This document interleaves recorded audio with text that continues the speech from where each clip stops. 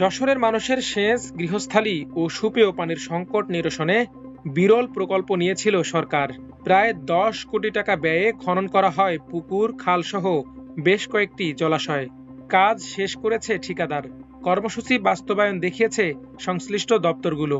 কিন্তু এসব জলাধার থেকে মেলেনি ১০ ফোঁটা পানযোগ্য পানি। এমনকি এসব প্রকল্পের পানি যে খাওয়া যাবে এ তথ্যই জানে না জনগণ।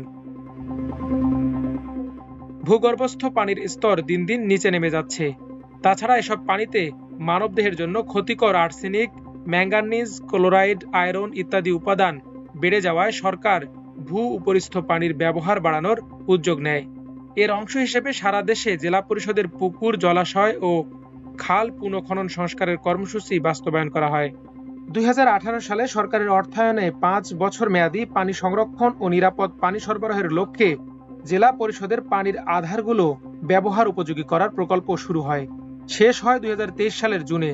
প্রকল্পটি জেলা পরিষদের জমিতে বাস্তবায়ন হলেও কাজ চলেছে জনস্বাস্থ্য প্রকৌশল অধিদপ্তরের তত্ত্বাবধানে, আর প্রকল্প সার্ভে করে তৃতীয় পক্ষ।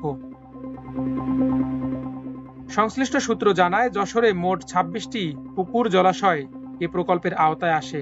এর মধ্যে জমি সংক্রান্ত জটিলতার কারণে ৩টি পুকুরে কাজ করা যায়নি। বাকি ২৩টির মধ্যে ১১টিতে পূর্ণাঙ্গ ও ১২টিতে আংশিক কাজ হয়।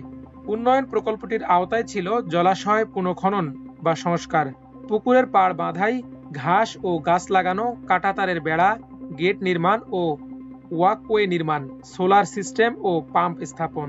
এছাড়া কিছু কারিগরি কাজও ছিল। ৪টি প্যাকেজে যশোরের ৩টি ঠিকাদারি প্রতিষ্ঠান প্রায় ১০ কোটি টাকা খরচ সাপেক্ষে কাজগুলো করে।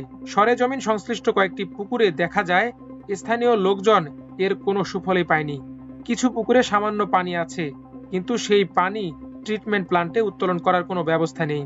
সোলার সিস্টেম স্থাপনের জন্য স্থাপনা ও অবকাঠামো নির্মাণ করা হলেও সেগুলো অযত্ন অবহেলায় নষ্ট হয়ে যাচ্ছে। অস্তিত্ব নেই রোপণ করা গাছের। সম্ভাব্য সুবিধাভোগীরা জানান, সরকার কি উদ্দেশ্যে এই প্রকল্প বাস্তবায়ন করেছে তা তারা জানেন না। পুকুরের পানি তারা কখনো পান করেননি। এ পানি সেচ কাজে ব্যবহার করা যাবে এমন তথ্যও কেউ দেয়নি। বিষয়টি সম্পর্কে খোঁজ রাখে এমন সূত্র বলছে, প্রকল্পটির গোড়ায় গলদ ছিল। পুকুরের পানি যে পান করা যায়, যশোর অঞ্চলের মানুষ এমন কথা চিন্তাও করে না। এই পানি পান করানোর জন্য যে সচেতনতা কর্মসূচি দরকার ছিল তা করা হয়নি। মূলত জেলা পরিষদের সদস্য সহ পতিত ফেসিবাদী সরকারের গ্রাম পর্যায়ের সুবিধাভোগীরা কখনো চাননি প্রকল্পটি সফল হোক। তাদের অধিকাংশই চেয়েছিলেন জলাশয়গুলোতে মাছ চাষ করে আর্থিকভাবে লাভবান হতে। প্রকল্পটি ব্যর্থ হওয়ার পেছনে এই দুষ্ট চক্রের বড় ভূমিকা ছিল। এসব কাজ করেছে মেসার্স নূর হোসেন জেভি, মেসার্স শামীম চকলাদার এবং মেসার্স ফিরোজ এন্টারপ্রাইজ। এর মধ্যে মেসার্স ফিরোজ এন্টারপ্রাইজের কাজ নিয়ে প্রশ্ন ওঠে। প্রতিষ্ঠানটির পক্ষে যে ব্যক্তি প্রকল্প তদারকির দায়িত্বে ছিলেন, তিনি তখনকার শাসক দল ও নিজের সন্ত্রাসী বাহিনীর প্রভাবে সরকারি দপ্তর নিয়ন্ত্রণ করতেন বলে অভিযোগ রয়েছে। হাসিনা সরকার ক্ষমতাচ্যুত হওয়ার পর ওই ব্যক্তি পালিয়ে যান। পুকুর খনন সংস্কার কাজ করা মেসার্স নূর হোসেনের স্বত্বাধিকারী নূর হোসেন আমার দেশকে বলেন, শিডিউল অনুযায়ী যথাযথ প্রক্রিয়ায় কাজ সম্পন্ন করে সংশ্লিষ্ট কর্তৃপক্ষকে বুঝিয়ে দেওয়া হয়েছে। সাইট হ্যান্ডওভারের কপিও আমাদের কার্যালয়ে সংরক্ষিত আছে।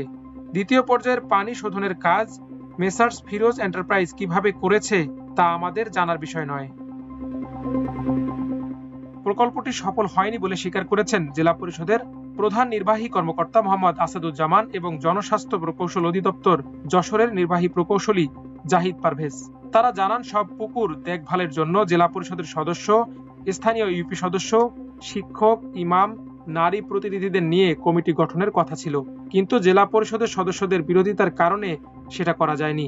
এতে প্রকল্পের আওতাধীন ঝিকরগাছার কায়েমকোলা পুকুর থেকে কিছু মূল্যবান যন্ত্র চুরি হয়ে যায়। এরপর জনস্বাস্থ্য প্রকৌশল অধিদপ্তর সব যন্ত্র জেলা পরিষদের কাছে হস্তান্তর করে। তখন থেকে আজ পর্যন্ত সেগুলো গুদামেই রয়েছে। প্রকৌশলী জাহিদ আরো বলেন, সোলার পন্ড স্ট্যান্ড ফিল্টারের মাধ্যমে পরিশোধন করা পুকুরের পানি পুরোপুরি নিরাপদ, কিন্তু মানুষকে বিষয়টি না বোঝালে তারা কেন পুকুরের পানি পান করবে? কিন্তু কমিটি গঠন করতে না পারায় সম্ভাব্য উপকারভোগীরা অন্ধকারেই আছে। আসাদুজ্জামান জানান, হাসিনা সরকার ক্ষমতাচ্যুত হওয়ার পর জেলা পরিষদের চেয়ারম্যান ও জেলা পরিষদ বিলুপ্ত করা হয়েছে। ফলে এখন কাজ করার অনুকূল পরিবেশ তৈরি হয়েছে। ইতোমধ্যে 2টি পুকুরে কমিটি গড়ে দেওয়া হয়েছে, শীঘ্রই অন্য পুকুরগুলোতেও কমিটি করা হবে। চুরি হবে না এমন নিশ্চয়তা পেলে সোলার প্যানেল সহ মূল্যবান যন্ত্রগুলোও স্থাপন করা হবে। মানুষকে পুকুরের পানি পানে উদ্বুদ্ধ করবে কমিটিগুলো। মাল্টিমিডিয়া ডেস্ক, আমার দেশ।